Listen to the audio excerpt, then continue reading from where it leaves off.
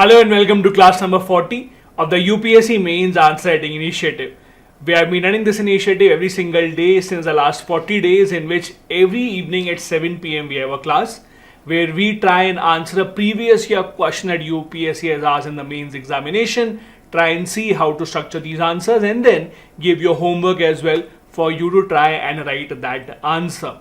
A lot of you have been watching these videos, so I'm very glad to see, and I really hope that these have been helping you. In case you have not joined the Telegram channel, you can do that by clicking on the link in the description of the video. On the Telegram channel, you will get the PDF of these lectures, you will get a lot of other resources as well for your revision. So please do that right away. In case you missed out on any of the earlier classes of this series, again I'm giving the link of the entire playlist in the description of the video. You can go through that as well. So another important news here is that there are two important programs that I'm starting. I'm sure most of you already know it by now. First is the Mastering UPSC Mains Answer Writing program. This is not just a mains test series, it is much more than that. It's a program where I will be hand-holding you and we will be deciphering how to write answers in the mains examinations. This will be a long batch in which we will have weekly targets. Every single week you will be given a target to study, based on which there will be a test given to you, we'll evaluate it, and then we'll have a one-on-one interaction every single week to track your progress. The batches are for those who will be writing mains in 2024 and also for those who will be writing mains or are trying to attempt the next year's paper. So for both of these, here are the details. If you have any questions, do you want to consult anything, please feel free to WhatsApp, mail, whatever you're comfortable with. The details are given here. And the second is for those who have PSIR as an optional subject. We are launching a live PSIR course from the 24th of June, which will run about 4.5 months. Live classes Monday to Friday. You will be given all the study material and all the support that you require. Again, if you have any clarifications that you need, you can always contact on these details. Now let's begin. Let's see what do we have for you today.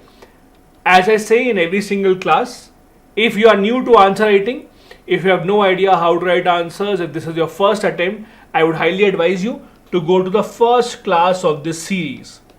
This mains answer writing initiative, the playlist is in the description. Go to class number 1. In that class, we had discussed about how to structure the answer, how to write the introduction, how to write the main body, the conclusion. So please make sure that you go through that and then you can come back to watch this. Now, what is it that we will be answering today? Today we have taken up a question from 2022 as in GS1. It's a question from geography about the mineral resources. The question is, discuss the natural resource potential of the Deccan Trap. So simple, straightforward question. You all know the Deccan Trap area, the Deccan Peninsula.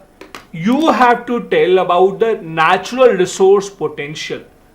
So you have to tell what are the natural resources that have been found there or can be found there, and basically this is what you are expected to write.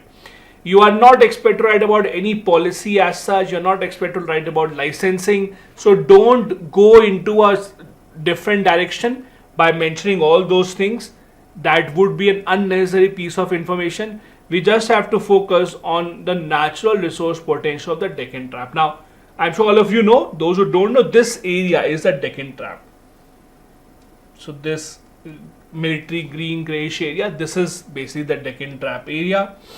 It is home to a large number of mineral deposits as have been explored over the years. This is what you'll have to basically focus on. This is the Deccan Trap area.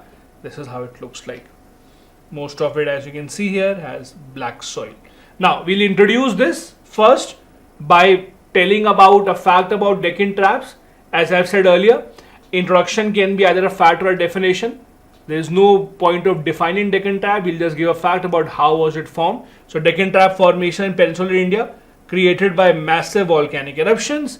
They hold multiple natural resources that continue to have a very important role in the region's economic and development trajectories. So make sure that you have read about that, and this is what you will write in the introduction. Just again a very specific, simple argument about how they were formed initially.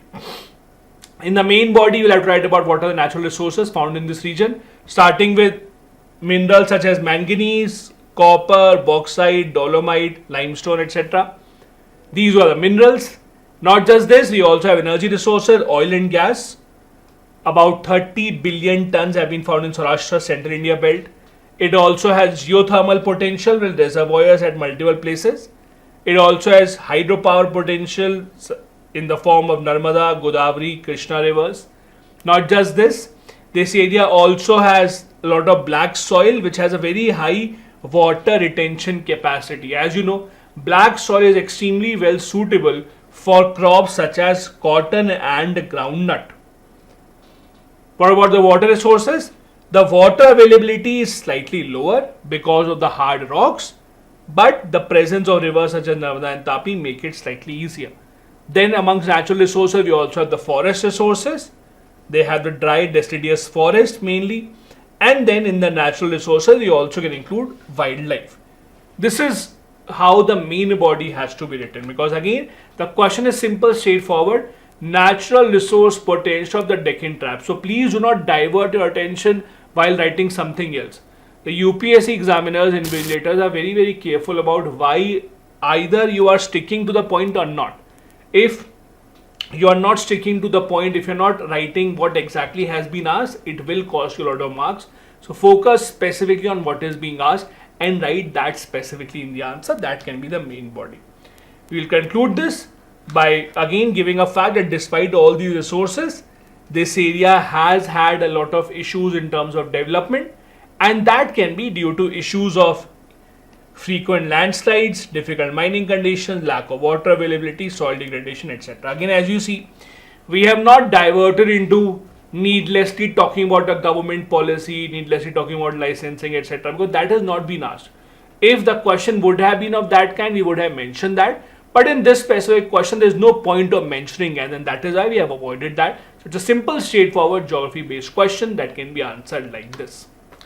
Now time for your homework. Let's see if we can write an answer to this question. What impact does prioritizing technology over human-centered approaches have on the goals of social welfare programs? Suggest a balanced strategy that integrates technological progress with the fundamental objectives of social security and inclusivity of these schemes. 200 words you are allowed to write in this particular answer. Read the question carefully, see what you have to write about the social welfare programs, about how technology plays a major role here, how it can be balanced with human-centered approach. If you want me to evaluate this, you can always send this answer on this email ID. I'll be happy to give you feedback in a couple of days, most probably. Thank you so much for joining in. Once again, if you need any other information about the initiative, you can join Telegram channel and also contact us on the email ID or on the phone number given. Thank you so much. Bye-bye. Jai Hind.